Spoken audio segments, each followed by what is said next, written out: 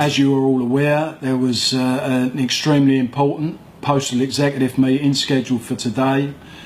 That was to judge whether we've made significant progress or enough progress with the employer in our current talks, or whether we are to serve notice to ballot our members in Royal Mail Group for industrial action.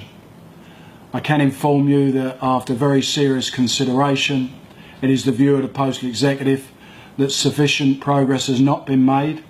Unfortunately, we've not been able to shift the employer on some of the key principled issues affecting your employment, standard of living and retirement security, and as a consequence we will absolutely be serving notice to the employer tomorrow of our intention to ballot you, our members, in Royal Mail Group. We do so in the belief that we have huge support out there for the desire to defend yourselves, to hold the company to account, and to achieve an agreement that reflects the promises that were made in both the Growth and Stability Agreement and also the promises that were made when we went into privatisation. Over the last couple of years, many of you will have seen a change in this company's direction, and that's why it was so important that we challenged them with our Pillars of Security campaign and of course on the issue of pay, to draw out exactly where this business is going from and whether it's changed its strategic position, whether it's moved away from the mutual interest, the shared purpose culture that the union and the employer had. And we have to say to you, we absolutely believe that they had moved away from that. It is this business, Royal Mail Group, that needs to be held to account. Without doubt, we are totally convinced that they have moved away from the culture we envisaged and gone to one which seeks to maximise profit by minimising costs, not by growing revenue, not by diversification, but by attacking the operation and attacking you, the workforce. Now that has shown itself, you will recognise that over the last couple of years, that has shown itself in the pressure that's been placed on you in the workplace with a resourcing strategy that tries to push on a daily basis for you to do more for less.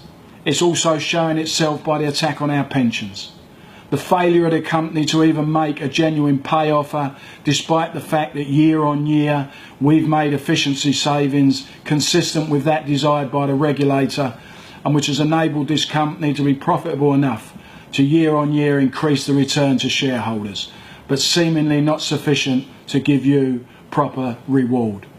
You will also see itself in the way that they're trying to change the pipeline, our operation, the way that we get mail from the customer into our operation and then back out for delivery.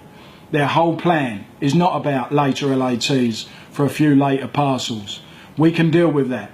Their reason for wanting to shift that pipeline is because it enables them to have the cheapest possible pipeline, not use so many planes, wipe out many of our trucks, possibly nigh on the whole of area distribution, and with the net result of mail arriving later and later in deliveries and pushing our delivery operation to the point that some people wouldn't be going out on delivery until lunchtime or just after.